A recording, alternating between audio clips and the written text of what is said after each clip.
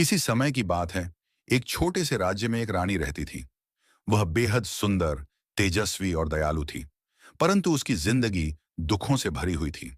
उसके पति राजा हमेशा युद्धों में व्यस्त रहते थे और रानी को राजमहल में अकेला छोड़ जाते थे। एक दिन जंगल में भटकते हुए रानी की मुलाकात एक साधु से हुई। साधु ने केसरिया वस्त्र पहने हुए थे। उसकी दाढ़ी घनी और बाल लंबे थे। उसकी आंखों में एक अजीब सी चमक थी जो लोगों को सम्मोहित कर देती थी। साधु ने रानी को देखकर कहा, देवी, आप बहुत उदास लग रही हैं। मैं आपकी मदद कर सकता हूं। मेरे पास ऐसे मंत्र हैं जो आपके जीवन को खुशियों से भर सकते हैं। रानी ने विनम्रता से सिर झुकाते हुए कहा, साधु महाराज, मेरी खुशी तो बस मेरे पति के साथ रहने में है, लेकिन वह सदा युद्ध में व्यस्त रहते हैं। यदि आप कुछ कर सकते हैं तो कृपया उनका मन मेरे प्रति मोड़ दें। साधु ने उसे सहानुभूति से देखा, लेकिन उसकी नीयत कुछ और थी। वह अय्याश और कपटी था। उसने रानी को कहा, देवी, आपके लिए एक विशेष पूजा करनी होगी, लेकिन इसके लिए आपको कुछ समय मेरे साथ एकांत में बिताना होगा। केवल तभी यह मंत्र प्रभावी होगा। रानी अपनी बेबसी और अकेलेपन के कारण साधु की बात मानने को तैयार हो गई। वह साधु के साथ उसके आश्रम जाने लगी, जो जंगल के बीचों बीच था।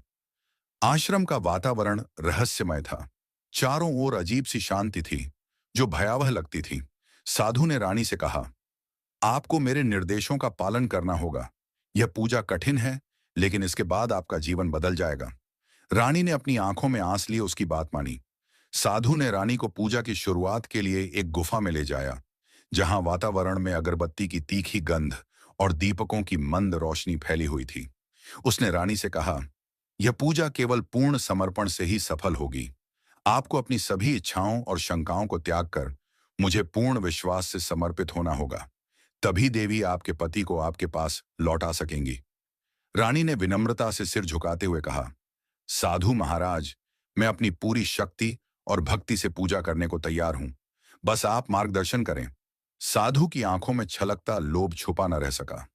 उसने रानी को झूठी बातों और जटिल नियमों में उलझाना शुरू कर दिया। देवी, पहले आपको शुद्धिकरण के लिए नदी में स्नान करना होगा। मैं मंत्रों का जाप करूंगा और आपको ऊर्जा प्रदान करूंगा, लेकिन यह क्रिया अत्यंत गोपनीय है।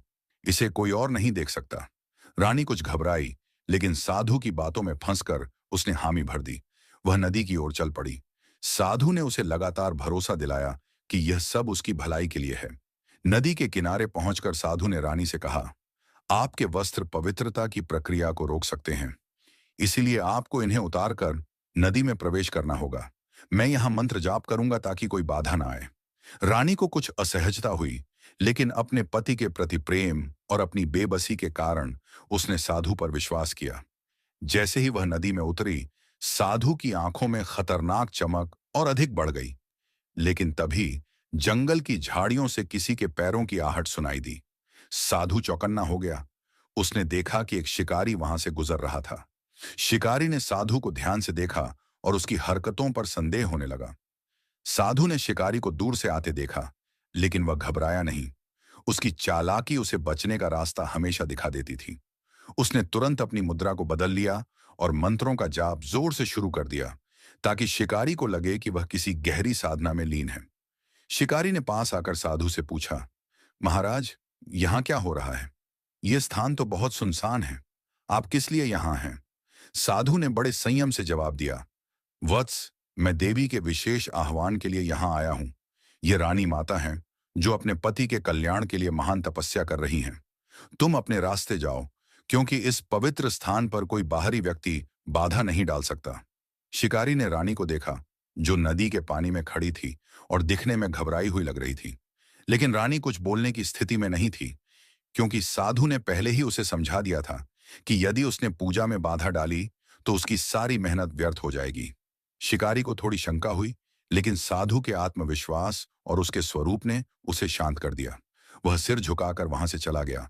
साधु अब अपने आप में और अधिक आश्वस्त हो गया।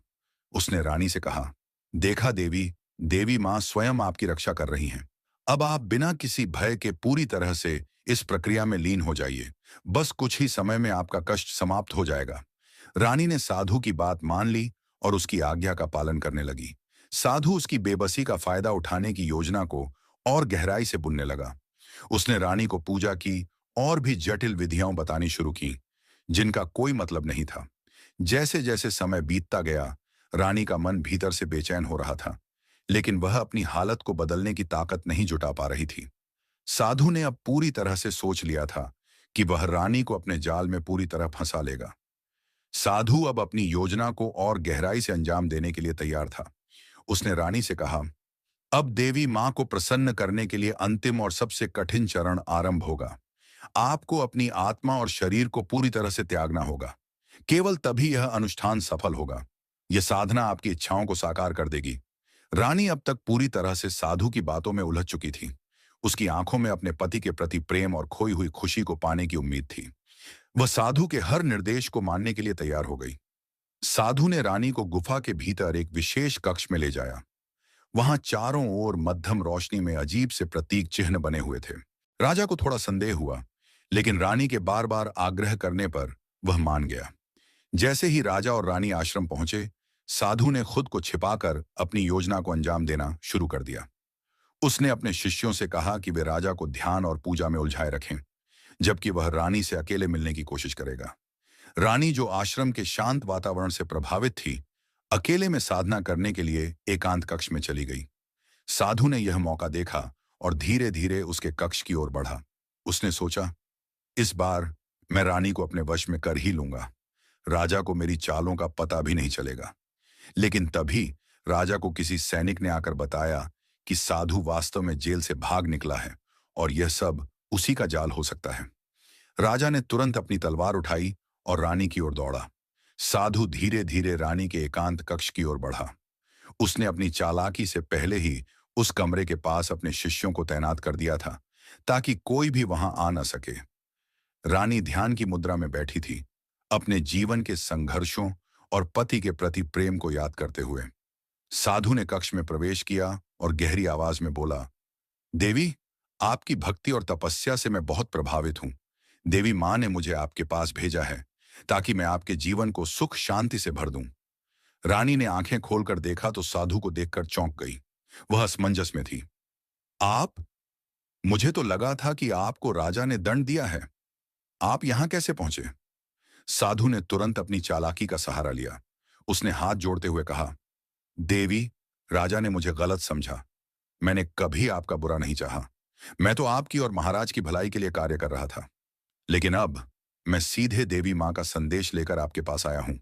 उन्होंने कहा है कि यदि आप मेरी बात मानेंगी तो आपके जीवन की सारी समस्याएं समाप्त हो जाएंगी। रानी अब भी शंकित थी, लेकिन साधु की बातों और उसकी रहस्यमयी उपस्थिति ने उसे विचलित कर दिया। उसने पूछा, कैसी बात?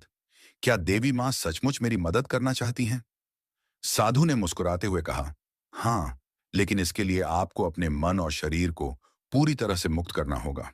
आपको यह विश्वास करना होगा कि मैं केवल आपका मार्गदर्शक हूं। आपकी मुक्ति और सुख शांति मेरी साधना से ही संभव है। धीरे धीरे साधु ने अपनी मीठी बातों से रानी का भरोसा जीत लिया। उसने रानी को यकीन दिलाया कि राजा और राज्य की भलाई के लिए यह सब जरूरी है। उसने रानी को ध्यान और पूजा के नाम पर और गहराई से अपने जाल में फंसा लिया। इस बीच राजा, जो सैनिकों से सूचना पाकर रानी को बचाने के लिए आश्रम की ओर दौड़ा था, वहां पहुंचने में देर कर चुका था। जब राजा ने आश्रम में प्रवेश किया तो शिष्यों ने उसे रोकने की कोशिश की। राजा को यह समझते देर नहीं लगी कि यह सब एक गहरी साजिश का हिस्सा है। साधु ने रानी को पूरी तरह अपने वश में करने के लिए अंतिम कदम उठाने का सोचा। उसने कहा, अब आपको इस कक्ष में मेरे साथ अंतिम अनुष्ठान करना होगा। इसके बाद देवी मां का आशीर्वाद आपके जीवन को बदल देगा। बस आपको मेरी हर बात माननी होगी। साधु ने अपनी बातों से रानी को पूरी तरह से अपने वश में कर लिया। उसने रानी को यह यकीन दिला दिया कि राजा का भविष्य और पूरे राज्य की भलाई केवल उसके विशेष अनुष्ठान पर निर्भर करती है। रानी, जो पहले से अपने पति और राज्य के प्रति अपनी जिम्मेदारियों को लेकर चिंतित थी, साधु की बातों में पूरी तरह फंस गई। साधु ने रानी से कहा, देवी मां चाहती हैं कि आप और मैं मिलकर यह अनुष्ठान पूरा करें। यह अनुष्ठान आपकी शक्ति को जागृत करेगा और आप अपने पति के जीवन में हर कठिनाई को दूर कर पाएंगी। बस आपको मेरी हर बात माननी होगी। साधु ने रानी से कहा कि राजा को इस अनुष्ठान के बारे में कुछ भी न बताया जाए। महाराज को अभी यह सब समझाना मुश्किल होगा। देवी मां ने कहा है कि यह अनुष्ठान गोपनीय होना चाहिए, अन्यथा इसका प्रभाव समाप्त हो जाएगा। रानी, जो साधु की बातों में पूरी तरह उलझ चुकी थी, ने राजा को कुछ भी बताने से मना कर दिया।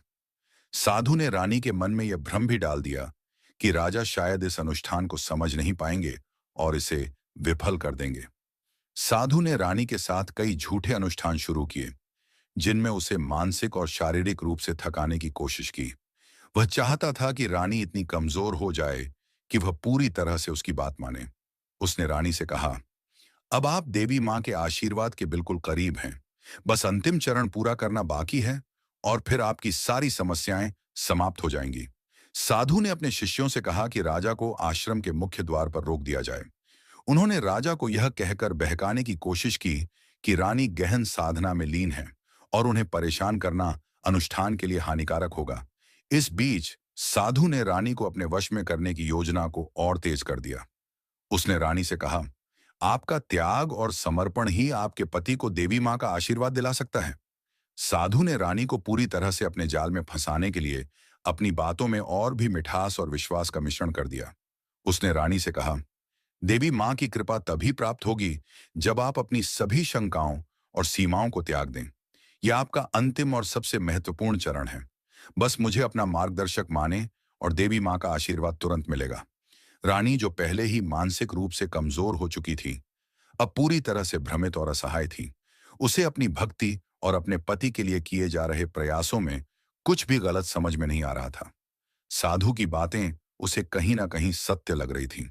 उसने सोचा, अगर यह सचमुच मेरी और मेरे पति की भलाई के लिए है, तो मुझे इसमें कोई बाधा नहीं डालनी चाहिए। साधु ने अपनी योजना को अगले चरण में ले जाते हुए रानी से कहा, अब आपको अपने समर्पण का अंतिम प्रमाण देना होगा। यह एक पवित्र और दिव्य प्रक्रिया है। आप केवल मेरी बातों का अनुसरण करें। रानी ने थोड़ी हिचकिचाहट के साथ सहमति दे दी। साधु ने गुफा में एक विशेष अनुष्ठान का आयोजन किया।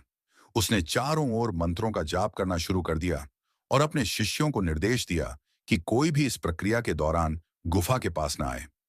यह सब कुछ रानी को और भी असहाय महसूस कराने के लिए था, ताकि वह पूरी तरह से उसके नियंत्रण में आ सके। जैसे जैसे अनुष्ठान बढ़ता गया, साधु ने रानी को झूठे नियमों और प्रक्रियाओं में और उलझा दिया। उसने उसे विश्वास दिलाया कि अगर वह साधु के निर्देशों का पालन नहीं करेगी, तो उसका पूरा जीवन शापित हो जाएगा और उसके पति को कभी शांति नहीं मिलेगी। रानी, जो अब पूरी तरह से भय और असमंजस के जाल में थी, साधु की हर बात मानने लगी। साधु ने धीरे धीरे रानी के आत्मविश्वास और सोचने समझने की क्षमता को कमजोर कर दिया। वह पूरी तरह से साधु की बातों और निर्देशों पर निर्भर हो चुकी थी। रानी को अपनी विवशता और अकेलेपन का कोई समाधान नहीं सूझ रहा था। इस बीच राजा ने आश्रम के बाहर खड़े साधु के शिष्यों से रास्ता बनाने की कोशिश की, लेकिन वह गुफा तक पहुंचने में असमर्थ था। साधु के शिष्यों ने राजा को रोके रखने की पूरी कोशिश की। राजा गुस्से और चिंता में अपनी रानी तक पहुंचने के लिए संघर्ष कर रहा था। गुफा के अंदर साधु ने रानी को और भी गहराई से अपने जाल में फंसाने के लिए कहा, देवी मां ने मुझे यह संदेश दिया है कि आप इस अनुष्ठान में पूरी तरह से मेरी सहायता करें, तभी आपका जीवन सुखमय होगा।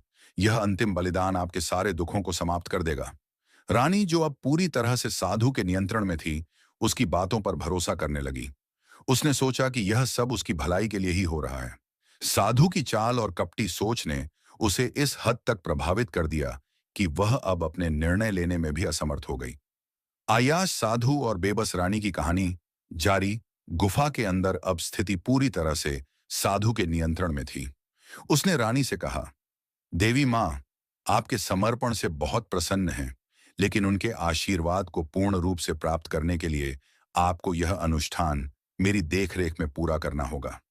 आपकी तपस्या ने पहले ही देवी मां को प्रसन्न कर दिया है। बस अंतिम चरण शेष है। रानी, जो पहले ही भय और असमंजस में थी, अब पूरी तरह से साधु की बातों में आ चुकी थी। उसने अपनी आंखें मूंद लीं और साधु के निर्देशों का पालन करने लगी। साधु ने रानी के विश्वास और उसकी असुरक्षा का फायदा उठाते हुए उसे मानसिक और भावनात्मक रूप से और कमजोर कर दिया। बाहर राजा ने गुफा तक पहुंचने के लिए अपने सैनिकों को आदेश दिया कि वे साधु के शिष्यों को हटाएं। लेकिन साधु के शिष्य, जो पूरी तरह से उसके वश में थे, राजा को रोकने के लिए हर संभव प्रयास कर रहे थे। राजा की बेचैनी बढ़ रही थी। उसे अपने भीतर यह एहसास हो रहा था कि रानी किसी बड़े खतरे में है। साधु ने रानी को गहरी नींद जैसी अवस्था में डालने के लिए मंत्रों का प्रयोग किया। उसने उसे यह विश्वास दिलाया कि यह प्रक्रिया उसकी आत्मा को पवित्र और शुद्ध बनाएगी। रानी ने साधु की हर बात पर भरोसा करना शुरू कर दिया। साधु, जो अब पूरी तरह से अपनी योजना के अंतिम चरण में था, रानी के करीब जाने लगा। उसके मन में विजय की भावना थी। उसने सोचा, अब कोई भी मुझे नहीं रोक सकता। मैं राजा और रानी दोनों पर नियंत्रण कर लूंगा। यह राज्य भी जल्द ही मेरा होगा। उधर राजा ने गुफा तक पहुंचने का रास्ता बनाने में सफलता हासिल कर ली। उसने अपने सैनिकों के साथ गुफा के अंदर प्रवेश किया, लेकिन साधु ने पहले से ही अपने शिष्यों को तैनात कर रखा था, जिन्होंने राजा को कुछ देर के लिए रोक दिया। राजा ने अपनी तलवार निकाली और शिष्यों के साथ लड़ाई शुरू कर दी। गुफा के अंदर साधु ने रानी को पूरी तरह अपने नियंत्रण में लेने की कोशिश जारी रखी। उसने रानी से कहा, अब आपकी आत्मा पूरी तरह से मुक्त हो जाएगी। देवी मां आपको आशीर्वाद देने के लिए तैयार हैं। बस मेरी इस अंतिम प्रार्थना में शामिल हो जाइए। गुफा के अंदर जब साधु अपनी योजना को अंतिम रूप देने ही वाला था, तभी राजा ने पूरी ताकत के साथ गुफा के द्वार को तोड़ दिया। राजा का चेहरा गुस्से और चिंता से तमतमा रहा था। उसकी तलवार पर खून की हल्की धारियां थीं, जो स्पष्ट कर रही थीं कि उसने गुफा तक पहुंचने के लिए किस हद तक संघर्ष किया है। साधु, जो रानी को अपनी माया में बांधने में पूरी तरह मशगूल था, राजा को देखकर चौंक गया। उसके चेहरे का नकली आत्मविश्वास एक पल में गायब हो गया। कपटी साधु, राजा गरजते हुए बोला, मैंने तुझे पहले भी चेतावनी दी थी, लेकिन तेरी कुटिलता इतनी गहरी है कि तुझे कोई सुधार नहीं सकता। आज तुझे तेरे कर्मों का दंड मिलेगा। रानी, जो अब तक साधु के जाल में फंसी हुई थी, राजा की आवाज सुनकर अपनी चेतना में लौट आई। उसने धीरे धीरे अपनी आंखें खोलीं और राजा को देखकर राहत की सांस ली। वह कांपते हुए राजा की ओर बढ़ी और बोली, महाराज, मैं आपकी प्रतीक्षा कर रही थी। यह साधु, यह मुझे देवी मां के नाम पर धोखा दे रहा था। साधु ने राजा को रोकने की कोशिश की। वह जमीन पर गिरते हुए बोला, महाराज, आपने मुझे गलत समझा। मैं तो केवल आपकी रानी की भलाई के लिए अनुष्ठान कर रहा था। यह सब देवी मां की इच्छा थी। लेकिन राजा अब उसकी एक भी बात सुनने को तैयार नहीं था। उसने सैनिकों को आदेश दिया, इसे पकड़ लो। इसे राज्य की जनता के सामने ले जाया जाएगा। ऐसे कपट्टी को सबक सिखाना बहुत जरूरी है। सैनिकों ने साधु को जंजीरों में जकड़ लिया। वह गिड़गिड़ाने लगा, मुझे माफ कर दीजिए महाराज, मुझसे गलती हो गई। मुझे एक और मौका दें। लेकिन राजा ने उसकी ओर देखकर कहा, जो दूसरों के विश्वास और असहायता का फायदा उठाता है, उसे क्षमा करना पाप है। राजा ने साधु को महल लाकर राज्य की जनता के सामने पेश किया। उसने जनता को साधु के पापों के बारे में बताया और यह भी कि कैसे उसने देवी मां के नाम पर लोगों को धोखा दिया। जनता ने साधु के लिए कड़ी सजा की मांग की। राजा ने घोषणा की, इस पाखंडी को राज्य के सबसे गहरे कारागार में डाल दिया जाएगा, जहां यह अपने की पर पछताएगा। इसके जैसे लोगों को कभी माफ नहीं किया जाना चाहिए। रानी, जो अब राजा के पास सुरक्षित थी, ने कहा, महाराज, आपने सही समय पर आकर मुझे बचा लिया। मैं कभी आपकी इस कृपा को नहीं भूलूंगी। राजा ने रानी को सांत्वना दी और कहा, तुम्हारी भक्ति और विश्वास से यह राज्य सुरक्षित है। अब कोई भी तुम्हें धोखा देने की हिम्मत नहीं करेगा। इस घटना के बाद राजा ने अपने राज्य में यह घोषणा की कि कोई भी धार्मिक धोखाधड़ी करने वाले को कड़ी सजा दी जाएगी। राज्य में शांति और सुख का वातावरण लौट आया। साधु ने अपने कारागार में बैठकर अपने के पर पछताते हुए जीवन के बाकी दिन बिताए। वहीं राजा और रानी ने एक नई शुरुआत की और अपने राज्य को और भी समृद्ध बनाया।